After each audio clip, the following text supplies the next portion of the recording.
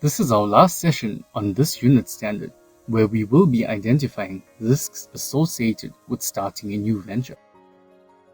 When you start a business, there are business risks that you have to take. Some of those risks are inevitable, and some can be covered by insurance.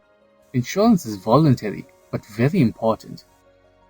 Risks are separated into two categories, which are insurable risks and non-insurable risks. Non-insurable risks are the risks that insurers do not insure at all. For instance, bad debt. Insurance companies are prepared to take a chance and carry risks which are separated into two categories, long-term insurance and short-term insurance. We will start off with long-term insurance. Life insurance is when you take out a cover on somebody's life or even your own life. If the person who is covered should pass away, the life cover will pay out funds to the family of the deceased. Short-term insurance normally stretches over a 12-month period and is renewable. For example, property insurance and vehicle insurance. We will briefly look at 8 different types of short-term insurance. We will start with fire insurance. Assets can be insured against losses caused by fire, with a condition that your complete set of accounting records are kept in a fireproof safe.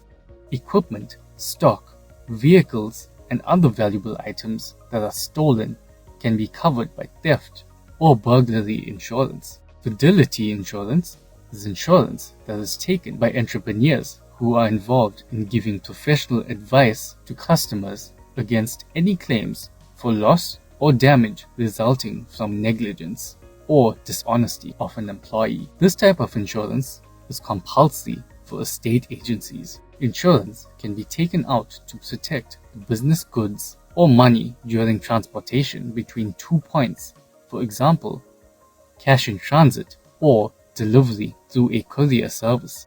There is insurance available to protect the business from damage suffered as a result of a storm.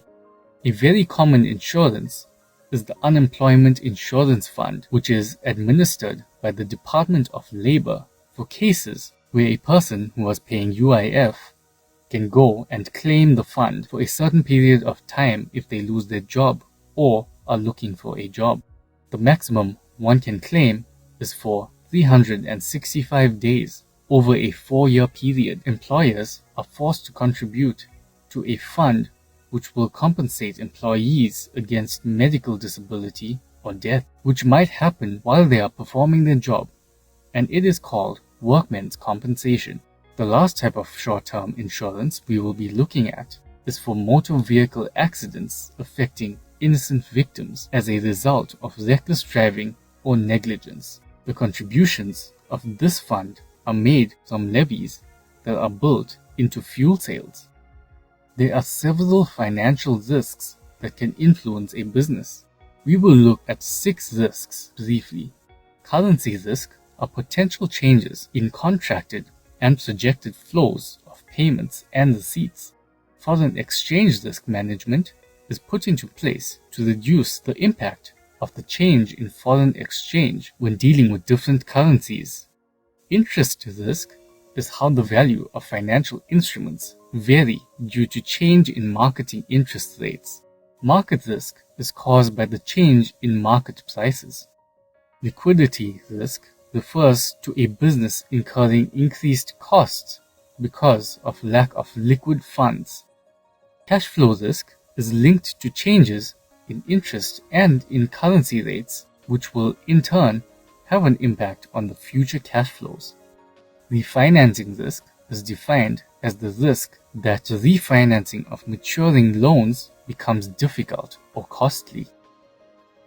An emergency evacuation plan should be established and communicated to all employees with a protocol on how to respond to emergency situations. You need to establish an evacuation policy and procedure, and all your employees should know the procedure in case of emergency, like a fire. A proper evacuation plan starts off with training the staff on how to react during an emergency, going over the do's and don'ts. An evacuation plan starts with notifying the staff of the emergency, usually done over a loudspeaker, or a company might have a fire alarm installed. The second step is to stop any more customers from entering the premises for their own safety. While that is being done, the person in receiving would either close the receiving doors or stand by in case it is to be used as one of the fire emergency exits. In the office, staff would put in monies that they were busy with into a safe and also stop what they are doing. Marshals are put in place for crowd control and assisting the people. They ensure that everyone leaves in an orderly manner and safely. Communicating with the customers is very helpful because it helps reduce the level of panic and gives the assurance that everything is under control. Once the premise is evacuated, conduct a roll call to ensure that everybody made it out. After that is done, then management should ensure that the doors are locked and ready to be opened for the emergency services when they arrive. An evacuation process is meant to be conducted as swiftly as possible with minimal commotion. Remember guys, always be safe, even for your new venture.